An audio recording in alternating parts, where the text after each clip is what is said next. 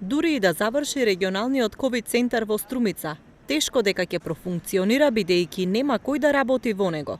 Директорот на Струмичката општа болница вели дека нема медицински персонал, а дополнително има голем број вработени во самоизолација. Новиот крак, јас си порано кажав, немаме доволно персонал за да го отвориме новиот крак. Таму треба персонал да се прима и да работи некој со пациентите.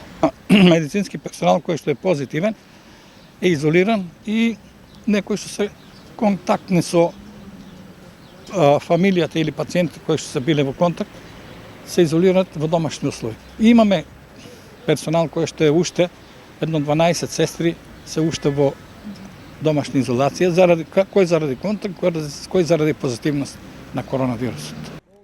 Регионалниот ковид центар требаше да биде сместен во новиот крак на болницата, но за сега неговото отворање е неизвестно. Болницата и натаму е преполна и работи со максималниот капацитет. Капацитетите на Струмичката болница се скоро искористени, пополнети. Ако некој кревет се испише, некој пациент се излекува, си оди дома, па останува кревет, 2-3 кревета така да бидат за наредни пациенти ако има потреба. Инаку капацитетите се полни. Се уште трае алармантна состојба што пациентите ја барат како преглед во болницата и болничко лекување. Немаме доволно кревети.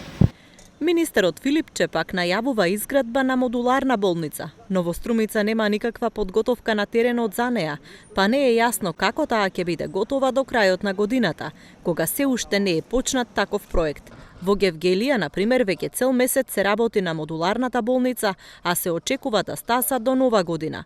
Доколку мислите на модуларните болници, тие започнуваат со монтирање во текот на овој месец.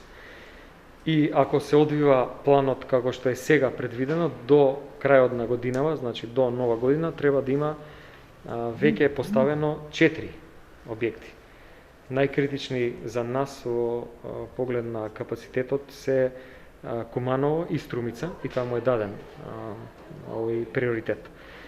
Статистиките во југоистокот покажуваат намалување на бројот на новоинфицирани случаи од 5 до 30%. Сепак, бројот на пациенти со тешка клиничка слика и понатаму е висок, како и бројот на смртни случаи во овој регион.